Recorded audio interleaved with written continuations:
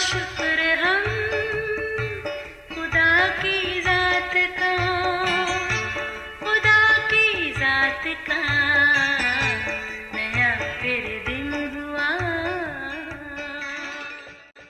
آج کی آیت۔ وہ یہ سن کر چپ رہے اور خدا کی تمجید کر کے کہنے لگے، پھر تو بے شک خدا نے غیر قوموں کو بھی زندگی کے لیے توبہ کی توفیق دی ہے۔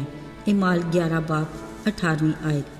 عزیزو، آپ کو یقیناً یاد ہوگا کہ یسوع مسیح کی پیدائش پر پورب سے آنے والے چند اجنبی ہیرودیس بادشاہ کے دربار میں حاضر ہو کر یہودیوں کے بادشاہ کے پیدا ہونے کے بارے میں دریافت کرنے لگے۔ اصل میں یہودی قوم بھی یہی سوچتی تھی کہ جو مسیحا آنے والا ہے وہ صرف اور صرف ان کے لیے ہی ہوگا۔ پرانے عہد میں کے نبیوں کی پیشن گوئیوں کے مطابق آنے والا مسیحا داؤد کے گھرانے اور نسل سے تھا۔ پھر اپنی زمینی زندگی کے دور میں یسوع نے کئی بار خود بھی کہا کہ وہ اسرائیل کی کھوئی ہوئی بھیڑوں کو ڈھونڈنے آیا ہے۔ یاد رہے، یسوع کے کہے یہ الفاظ غیر قوموں کے ایمان کی پرکھ کے لیے تھا، جس کا انہوں نے اعتراف بھی کیا۔ مثلاً کنانی عورت کے لیے کہا، میں نے ایسا ایمان آج تک اسرائیل میں نہیں دیکھا۔ پھر رومی سرکار کی فوج کے صوبیدار کے خادم کو شفا دی اور دیگر کئی بیماروں کو بھی بھلا چنگا کیا جو غیر قوم میں سے تھے۔ ان کی بھیڑ میں بھی ملے جلے لوگ ہوتے۔ ان کا فضل سب کے لیے عام تھا، کیونکہ وہ یہ جانتے تھے کہ وہ کسی ایک قوم قبیلے کے لیے نہیں بلکہ ساری دنیا کے گناہوں کا کفارہ دینے کے لیے آئے ہیں۔ بائبل مقدس کی کلیدی آیت میں یوں مرقوم ہے کہ خدا نے دنیا سے ایسی محبت رکھی کہ اس نے اپنا اکلوتا بیٹا بخش دیا تاکہ جو کوئی اس پر ایمان لائے ہلاک نہ ہو بلکہ ہمیشہ کی زندگی پائے۔ یہودی قوم کی طرح یسوع کے شاگردوں میں سے بھی اکثر اس غلط فہمی کا شکار تھے کہ یسوع کا غیر قوموں سے کوئی سروکار نہیں۔ یاد رہے، عید فصح کے دنوں میں جب چند یونانی یسوع کے شاگردوں کے پاس آئے اور یسوع سے ملنے کی درخواست کی، فلپس سوچ میں پڑ گیا کہ شاید یسوع ان یونانیوں سے نہ ملیں، لیکن اس نے اندریاس سے صلاح کاری کے بعد انہیں یسوع سے ملوا بھی دیا، جو یقیناً مثبت ملاقات تھی۔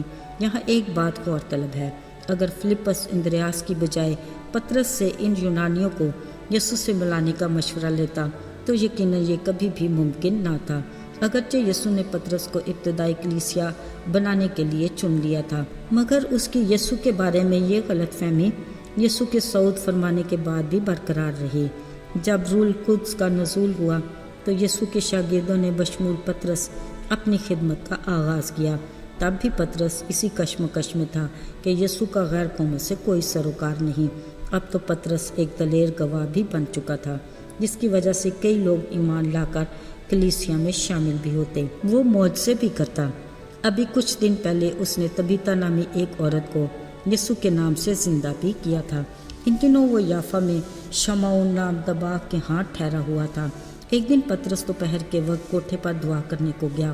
اصل میں اسے بھوک لگی تھی، مگر کھانا ابھی تیار نہیں تھا۔ اس پر بے خودی سی چھا گئی۔ ایسے میں اس نے دیکھا کہ آسمان کھلا ہے اور کوئی چیز چادر کی مانند چاروں کونوں سے لٹکتی نیچے آ رہی ہے، جس میں زمین کے سب قسم کے چوپائے، کیڑے مکوڑے اور ہوا کے پرندے ہیں۔ اسے ایک آواز سنائی دی کہ آئے پطرس، اٹھ، انہیں ذبح کر اور کھا۔ پطرس نے کہا، آئے خداوند، ہرگز نہیں، کیونکہ میں نے کبھی کوئی حرام یا ناپاک چیز نہیں کھائی۔ پھر آواز آئی، جن کو خدا نے پاک ٹھہرایا ہے انہیں حرام نہ کہہ۔ تیسری بار ایسا ہی ہوا، پھر وہ چیز آسمان پر اٹھا لی گئی۔ پطرس ابھی اس واقعہ سے حیران ہو ہی رہا تھا کہ پتہ چلا کہ کوئی 3 لوگ پطرس کو اپنے ساتھ لے جانے کے لیے آئے ہیں۔ انہوں نے پطرس کو بتایا کہ ان کا آقا کرنیلیس راست باز اور خدا ترس آدمی اور یہودیوں کی ساری قوم میں نیک نام ہے۔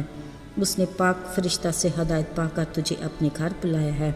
پطرس باز بھائیوں کو لے کر اس کے ساتھ ہو چلا۔ جب وہ کرنیلیس کے ہاں پہنچا، پتہ چلا وہ اپنے رشتہ داروں اور دلی دوستوں کو اپنے گھر جمع کر کے پطرس کے انتظار میں بیٹھا ہے۔ جیسے ہی کرنیلیس نے پطرس کو دیکھا، اس کے قدموں میں گر کر اسے سجدہ کیا۔ پطرس نے اسے اٹھایا اور کہا، میں بھی انسان ہی ہوں۔ پھر جب پطرس نے کرنیلیس کے بلائے مہمانوں کو دیکھا تو کہا، تم جانتے تو ہو کہ یہودی کے لیے غیر قوم والے سے صحبت رکھنا اور ان کے ہاں جانا ناجائز ہے، مگر خدا نے مجھ پر ظاہر کیا کہ میں کسی آدمی کو نجس اور ناپاک نہ کہوں، اس لیے میں بے عذر چلا آیا۔ عزیزو، کرنیلیس نے پطرس کو بتایا کہ وہ اپنے گھر میں تیسرے پہر دعا کر رہا تھا کہ ایک شخص چمکدار پوشاک پہنے ظاہر ہوا اور مجھ سے کہا، اے کرنیلیس، تیری دعا سن لی گئی ہے اور تیری خیرات کی خدا کے حضور یاد ہوئی۔ اس نے مجھے تجھے بلانے کو کہا، اس لیے میں نے آدمی بھیجے۔ کرنیلیس نے پطرس سے کہا، تو نے خوب کیا جو چلا آیا۔ عزیزو، یہ وہ مقررہ وقت تھا کہ خدا نے پطرس کی تمام غلط فہمیوں کو اپنی ایک جھلک دکھانے سے دور کیا۔ خدا نے بڑے خوبصورت انداز سے پطرس کو سمجھایا اور اس نے اس بھید کو جان بھی لیا کہ یسوع کا کفارہ تمام امت کے لیے ہے۔ عزیزو، یہاں پطرس کو خدا نے اپنے حکم کے مطابق غیر قوموں میں منادی کے لیے استعمال کیا۔ اس جگہ جو کلام سن رہے تھے ان پر روح القدس نازل ہوا اور بہت سے ایمان لائے۔ تب وہاں جتنے ایماندار تھے حیران ہوئے کہ غیر قوموں میں بھی خدا کی بخشش جاری ہے۔ انہوں نے خدا کے کلام کو قبول کیا اور بپتسمہ لے کر ایمانداروں کی جماعت میں شامل ہوئے۔ ان حالات میں وہ سب تمجید کرنے لگے کہ بے شک خدا نے غیر قوموں کو بھی زندگی کے لیے توبہ کی توفیق دی ہے۔ عزیزو، اس میں ہم سب بھی شامل ہیں۔ خداوند کا شکر ہو اور اس کے بڑے فضل عام کے لیے جس کے باعث آج ہم بھی ایمانداروں کی جماعت میں شامل ہیں اور اس کی دی ہوئی ہمیشہ کی زندگی کے وارث بھی ہیں۔ آئیے دعا کریں۔ اے قادر مطلق آسمانی باپ، تو جو زندہ ہے اور ابدالآباد زندہ رہے گا، تیرا شکریہ ادا کرتے ہیں تیرے بیٹے یسوع کی عظیم قربانی کے لیے جو تمام دنیا کی نجات کا باعث بنی۔ ہمیں ہر دم اپنے بڑے فضل کے سایہ میں محفوظ رکھ اور اپنی رفاقت میں مضبوطی سے جوڑے رکھ۔ یسوع کے پاک اور بابرکت نام میں مانگتے ہیں، آمین۔